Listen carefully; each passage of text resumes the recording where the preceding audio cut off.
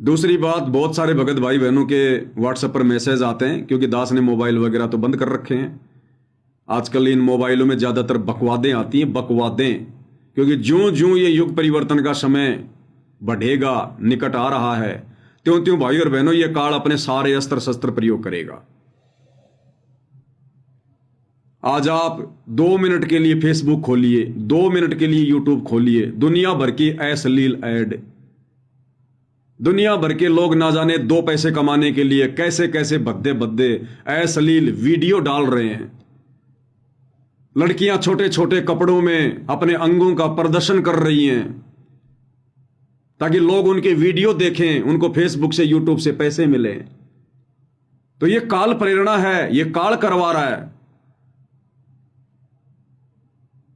परमेश्वर के बच्चों को विषय वासनाओं में धसाने के लिए, उनके मन में खरपतवार पैदा करवाने के लिए ये काल की बकवाद है। ये सतगुरु ने तो केवल भगवान देखने के लिए, सत्संग सुनने के लिए ये मोबाइल दिए, और काल इनमें बकवाद दिखाएगा। इसलिए दास ने एक मैसेज डाला था, वीडियो बनाया था, दास लाइव आया था आज से 2-2.5 महीने पहले, कि भाई दास तो अपना एक छोटा सा मोबाइल ले आया है कीपैड का, और दास तो बस केवल इसी को रखेगा, और बाकी जो मोबाइल हैं वो दास ने दोनों सिम बिल्कुल बंद कर दी हैं। सुबह शाम हल्का फुल्का व्हाट्सएप वगैरह देख लेते हैं, किसी का मैसेज आता है तो, अन्यथा अपना फेसबुक पर ही वीडियो वगैरह डाल देते हैं। तभी भक्ति बनेगी, नहीं तो नहीं बनेगी। अगर हम इसी मोबाइल में घुसे रहेंगे, जब मर्जी आया जेब से निकाला, यूट्यूब देखने लग गए, देखते रहो। काल ने बकवादे फिट कर रखी हैं, रील पे रील, शॉर्ट वीडियो पे शॉर्ट वीडियो, एक से एक मनोरंजन, हंसी मजाक, आगे से आगे घुमाते रहो घुमाते रहो। काल इस समय माड़ा नहीं घुमाने देगा, उंगली घुमवाएगा, लेकिन कहां? मोबाइल पर। यह शैतान की निशानी है, ये मोबाइल शैतान की निशानी, क्योंकि शैतान इनका दुरुपयोग करवा रहा है। परमात्मा ने जो ये उपकरण बनवाए हैं, शैतान इनका दुरुपयोग करवा रहा है। कई भाई कंफ्यूज हो जाते हैं, अरे फिर ये विज्ञान, ये मोबाइल काल ने दिए हैं या फिर भगवान ने दिए हैं? देने वाला तो एक ही है, दाता एक राम, भिखारी सारी दुनिया। परमात्मा ने यहां का जो सिस्टम सेट कर रखा, उसके माध्यम से सारा काम करता है। परमात्मा ने हम आत्माओं के लिए, भक्ति करवाने के लिए, भक्ति में सहयोग के लिए ये विज्ञान इस काल के माध्यम से दी है। काल को परमात्मा ने प्रेरणा की, काल ने प्रेरणा की अपने देवी देवताओं के माध्यम से यहां के व्यक्तियों में, जिनको हम वैज्ञानिक कहते हैं। काल अपने देवी देवता भेज देता है, जैसे खुद महाभारत में श्री कृष्ण के अंदर प्रवेश कर गया और पूरा ज्ञान दे गया। इसी प्रकार ये काल अपने देवी देवताओं को प्रेरित करता है। वो देवी देवता इन वैज्ञानिकों के अंदर भूत की तरह प्रवेश करके, जिस प्रकार इस काल ने वेद व्यास जी के अंदर भूत की तरह प्रवेश करके और ये 18 पुराण, गीता जी वगैरह सारे शास्त्र लिखवाए, ऐसे ही ये काल क्या करता है, अपने देवी देवताओं को प्रेरित करके उनके माध्यम से और वैज्ञानिकों में जो है प्रवेश करके फिर ये सारे उपकरण बनवाता है। तो मेन जड़ है परमात्मा, शुरू वहीं से होता है। तो काल ने तो इनका दुरुपयोग फिर करवाना था। काल थोड़ी चाहेगा फिर इनका सदुपयोग हो, और दुरुपयोग हो रहा है, जबरदस्त हो रहा है दुरुपयोग, जबरदस्त। जितनी गंदगी फैलानी थी वो फैला रहा है। तो दुनिया तो भाई और बहनों उस गंदगी में धसी हुई है, लेकिन हम भक्तों को परमात्मा ने ज्ञान करवा दिया, तो अब हमने जानबूझकर इस गंदगी में नहीं धसना है। हमारे हित में होगा यदि हम इन मोबाइलों का प्रयोग कम से कम करें, कम से कम, वर्तमान समय में कम से कम। आपने दिन में 4 घंटे भक्ति की, और यदि आपने 10 मिनट भी वो बकवाद देख ली, वो दुनिया भर के वो फालतू के वीडियो मनोरंजन वाले, हमारी 4 घंटे की भक्ति का वही सत्यानाश हो जाता, वही सत्यानाश। हम आत्मा को इतना 4 घंटे में चार्ज नहीं कर पाते जितना 10 मिनट में आत्मा को हम लोग बेहोश कर देते हैं वापस। क्योंकि यदि हमारे अंदर कोई गंदी सोच भी आती है ना, तो हमारा भक्ति का बैलेंस जा रहा है। बैलेंस, ये जरूरी नहीं है कि मोटरसाइकिल चलेगी तभी उसका पेट्रोल जलेगा। अगर आपने स्टार्ट करके छोड़ दी तो भी उसका पेट्रोल जलेगा। तो जरा भी हमारे मन में कोई बकवाद आ गई, कोई खुरापात आ गई, मोबाइल पर, फेसबुक पर, यूट्यूब पे, क्योंकि हम ज्यादा देखेंगे तो हर 2 4 5 वीडियो के बाद एक गंदा वीडियो आएगा ही आएगा। और मन तो बैठा हुआ भैया, तुरंत उसको देखने का प्रयास करेगा और उल्टे सीधे उन अंगों के ऊपर हमारी नजरें जाएंगी। सीधी सी बात है, ये आंखें तो स्कैनर है, स्कैनर। ये आंखें जो है ये स्कैनर का काम करती हैं। सामने 10 बहन बेटी खड़ी है और उनमें एक अगर सबसे ज्यादा सुंदर है, गोरी है, 9 को छोड़ के ये आंखें उस पर टिकेंगी, क्योंकि ये स्कैनर हैं। तो मोबाइल में जब हम देखेंगे और जैसे उस मन की खुराक आएगी तो तुरंत आंखें टिक जाएंगी, वहीं रोक देंगे हम। और अगर हमने 10 सेकंड भी देख लिया उसको, बहन बेटे को, ऊपर से नीचे, तो हमारी भक्ति का कितना बैलेंस जाएगा। इसलिए दास ने तो भैया सतगुरु की प्रेरणा से बहुत सोच विचार करके आप भाई बहनों को भी संदेशा दे दिया है। और दास ने तो उसी दिन से दोनों सिम बंद कर ली। मोबाइल रखना मेरी मजबूरी है, क्योंकि वीडियो बनाना, फिर इनको छोटे छोटे वीडियो बनाना, फिर फेसबुक पे डालना, व्हाट्सएप पर डालना, ये मेरी मजबूरी है। तो मैं खाली वही काम करता हूं, बस इनसे सेवा का ही। बाकी हल्का फुल्का सुबह शाम व्हाट्सएप देख लिया बहुत है, नहीं तो सुमरण नहीं करने देगा ये कार्ड। जैसे सुमरण करने बैठेंगे वो मोबाइल पर देखी गई बकवाद यूं की यूं बार बार आंखों के सामने आएगी। तो इसलिए भाई और बहनों, अब हमने हर प्रकार से काल के षड्यंत्र से बच के रहना है, बच के। क्योंकि काल को पता है मन रूप में बैठा हुआ ये सारा नोटिफिकेशन भेजता ऊपर कि इन आत्माओं ने तो विषय वासनाओं से भी दूरी बना ली है, ये हो कैसे गया, हो कैसे रहा। ये मन काल को सूचना भेजता है कि बोश, हमने तो सतयुग त्रेता द्वापर में किसी को विषय वासनाओं से दूर नहीं होने दिया। बड़े बड़े भक्तों को हमने विश्वामित्र जैसे को डगमग कर दिया, हमने वेद व्यास जैसे को डगमग कर दिया, श्रृंगी ऋषि जैसे को डगमग कर दिया, और उस अगस्त्य ऋषि जैसे को हमने डगमग कर दिया। अगस्त्य ऋषि ने, गुरुदेव भगवान ने बताया, एक राजा के संतान नहीं हो रही थी। अगस्त्य ऋषि के पास गया वो राजा और रानी और कहा कि भगवान दया करो, दया करो, दया करो। अगस्त्य ऋषि ने आशीर्वाद दे दिया कि जा तेरे संतान हो जाएगी। उस राजा के 9वें महीने 10वें महीने कन्या उत्पन्न हो गई, बेटी। काफी समय हो गया, बेटी जवान हो गई, 18-20 साल की। एक समय राजा रानी ने सोचा, क्योंकि काल प्रेरित करता है भक्ति बर्बाद करवाने के लिए। अगस्त्य ऋषि का नियम था, वो किसी गृहस्थी के घर पर नहीं जाता था, चाहे कोई कितना बड़ा सेठ क्यों ना हो। तो राजा रानी के अंदर काल ने प्रेरणा की कि उस ऋषि को लेकर आओ, उसको भोजन करवाओ, उसके आशीर्वाद से तुम्हारी बेटी हुई है। तो गुरुदेव ने बताया, राजा रानी दोनों चले गए, बड़ी मिन्नत करी, उसने मना कर दिया। राजा रानी ने पैर पकड़ लिए एक एक, बोले महाराज आपको चलना ही पड़ेगा, आपकी दया से तो हमारा वंश चला है। तो अगस्त्य ने कहा कि मैं केवल 1 दिन रुकूंगा, केवल 1 दिन। बोला महाराज ठीक, आप 1 दिन रुक जाना। आ गए उसके घर पर। और घर पर आए तो राजा रानी ने ऋषि जी की सेवा में उस बेटी को लगा दिया कि बेटी तू तो इसी ऋषि का प्रसाद है, ऋषि जी की सेवा कर। वो लगी ऋषि जी की सेवा करने, कभी उसको पानी पूछे, कभी उसको क्या पूछे। ऋषि जी का मन आ गया उस पे। 1 दिन के कह के आया था, महीना भर बीत गया। और अंत में राजा को कहा कि मेरी शादी कर दो इस कन्या से। अब राजा रानी क्या करे भाई, वो भी डर गए कि जिस ऋषि के आशीर्वाद से हमारे कन्या हो गई, अगर इसने शराब दे दिया तो हमारा तो सब कुछ बर्बाद हो जाएगा। और अपनी बेटी की शादी अगस्त्य ऋषि के साथ कर दी। अगस्त्य ऋषि के वचन से वो बेटी उत्पन्न हुई और अपनी बेटी से वो ऋषि जिसकी दुनिया महिमा कर रही है, जिसने सातों समुद्रों को एक घूंट में पी लिया। तो ये काल ऐसे ऐसे कुकर्म करवाता है।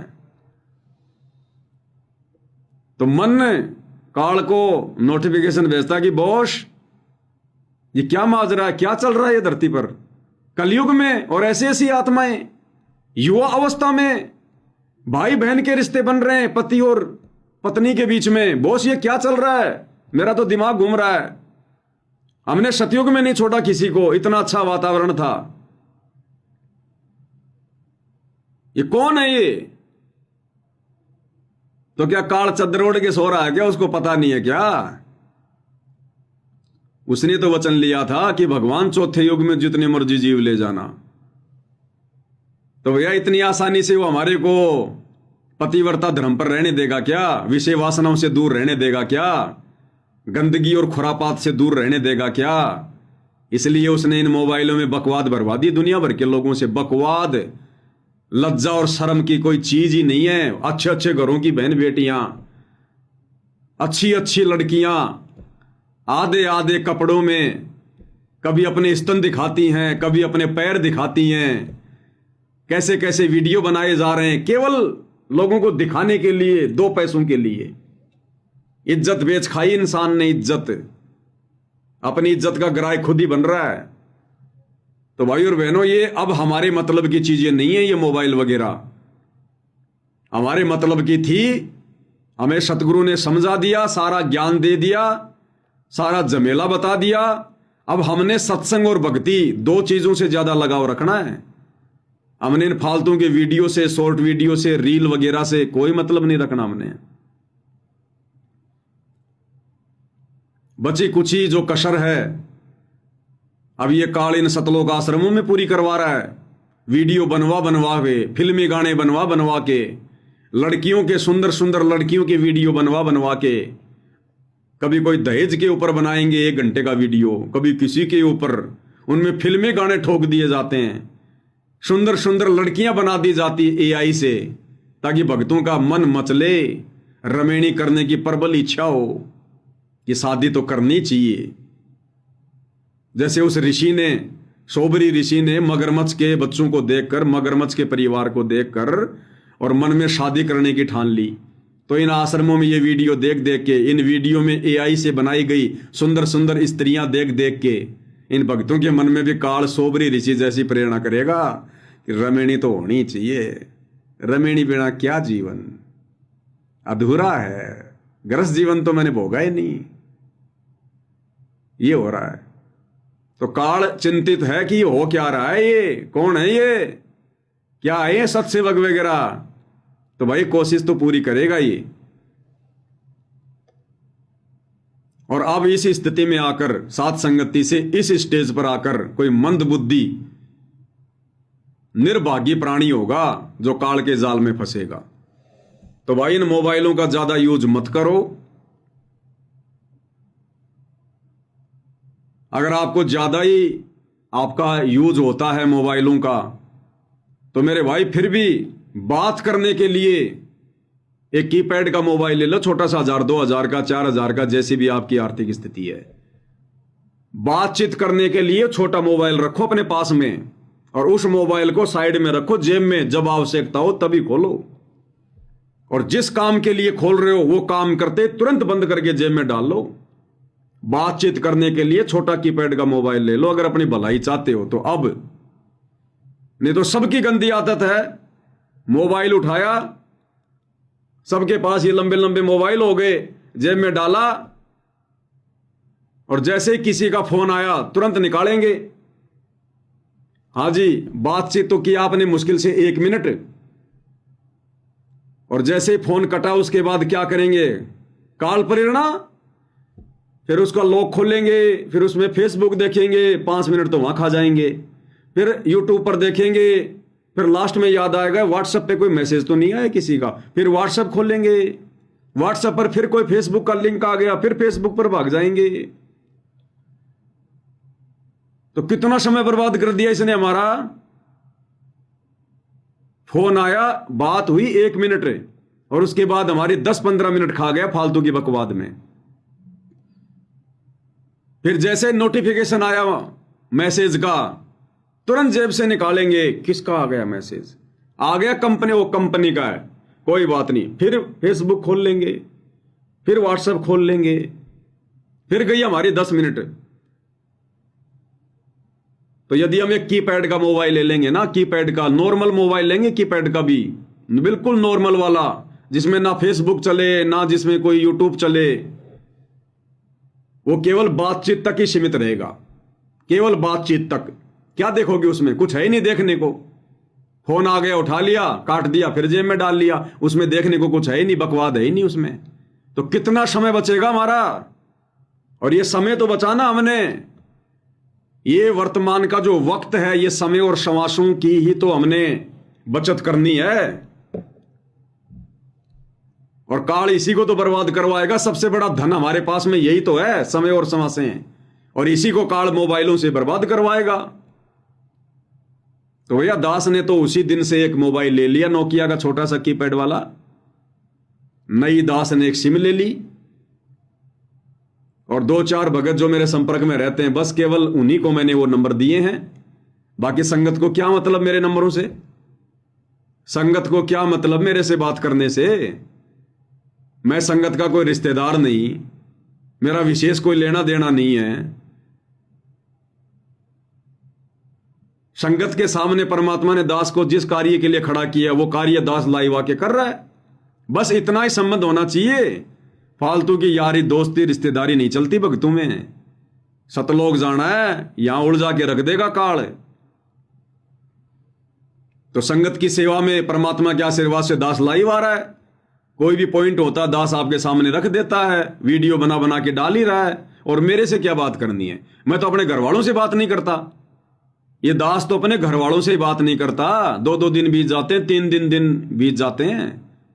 कोई काम होता तो हाँ हूं, बस इससे ज्यादा कुछ नहीं। अच्छा ही नहीं लगता, क्या बोले, क्या बात करेंगे।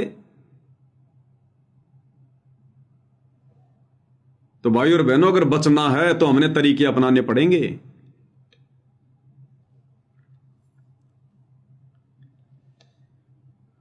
तो गुरुदेव भगवान के आशीर्वाद से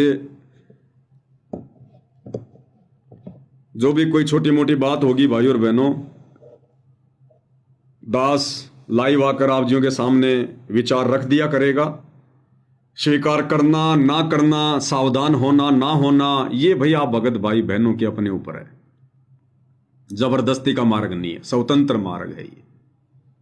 जबरदस्ती तो सतगुरु नहीं करता, फिर हमारी क्या औकात 2 कौड़ी के जीवों की। और वैसे तो परमात्मा ने पिछले 8-9 वर्षों से सात संगति के माध्यम से इतने वीडियो बनवा दिए भाई और बहनों। क्या आप लोगों को लगता नहीं ये किसी जीव के बस की बात है क्या? ये पवनदास के बस की बात है क्या? हर नया टॉपिक, मतलब की बात, फालतू की बात, 1 सेकंड की नहीं, और प्रमाणित बात, और कम से कम 10-12 हजार वीडियो कम नहीं होते। ये दुनिया भर की बकवाद करने वाले भी इतनी वीडियो नहीं बना सकते। बकवाद पर 10-15 मिनट का छोटा सा वीडियो बनाएंगे, और फिर अगला वीडियो 3 दिन बाद बनाएंगे। और यहां एक दिन में 10-10 वीडियो अपलोड किए जा रहे हैं, 10-10 वीडियो, और रोजाना लाइव आ रहे हैं 2-2 घंटे, 3-3 घंटे, 1.5-1.5 घंटे, पॉइंट टू पॉइंट। और ये हमारी मतलब की बातें, पूरे संसार की मतलब की बातें। इन फालतू के लोगों के फालतू के वीडियो तो वर्तमान में लोग केवल अपने मनोरंजन के लिए देख रहे हैं, टाइम पास के लिए देख रहे हैं। आने वाले समय में इन वीडियो को कोई देखेगा ही नहीं, ये डिलीट हो जाएंगे, कोई मतलब के नहीं। और सतगुरु के सत्संग और इस पवन दास के वीडियो ये वर्तमान में भी पूरे विश्व के मतलब के, और आने वाले समय में तो पूरा विश्व देखेगा, पूरा विश्व देखेगा। इन आश्रम वालों की भी ये फालतू की बकवाद के वीडियो कोई नहीं देखेगा। जो ये बना रहे हैं ना, हमने उसका मकान बना दिया, हमने वहां का पानी निकाल दिया, हमने वहां पर राशन पहुंचा दिया, आश्रमों में दहेज के वीडियो, मंसूर के वीडियो, सेव सम्मन के वीडियो, ये कोई नहीं देखेगा। आने वाले समय में रुचि नहीं बढ़ेगी भगत की, रुचि। ये वीडियो केवल हमारी समाज से बर्बाद कर रहे हैं, समय बर्बाद कर रहे हैं, मिलना जुलना कुछ नहीं है। लेकिन ये साध संगति की वीडियो और सतगुरु रामपाल जी भगवान के सत्संग, ये वर्तमान में भी पूरे विश्व के मतलब के, और आने वाले समय में तो पूरा विश्व देखेगा ही देखेगा। और है क्या फिर देखने को? लेकिन इस प्रोसीजर में थोड़ा सा टाइम लग रहा है भाई और बहनों, क्योंकि जब सतगुरु का समय आएगा तब साध संगति का समय आएगा। अब तो जैसा सतगुरु के साथ हो रहा है वैसा हम भाई बहनों के साथ में हो रहा है।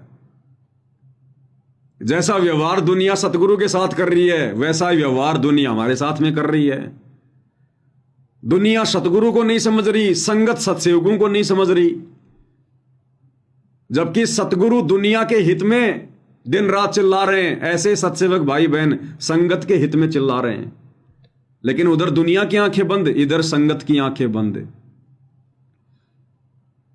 और सेम टू सेम हम सत्सेवक भाई बहनों के साथ में जब संगत को समझाते हैं, हमारे साथ वही बन रही है जो सतगुरु के साथ बन रही है।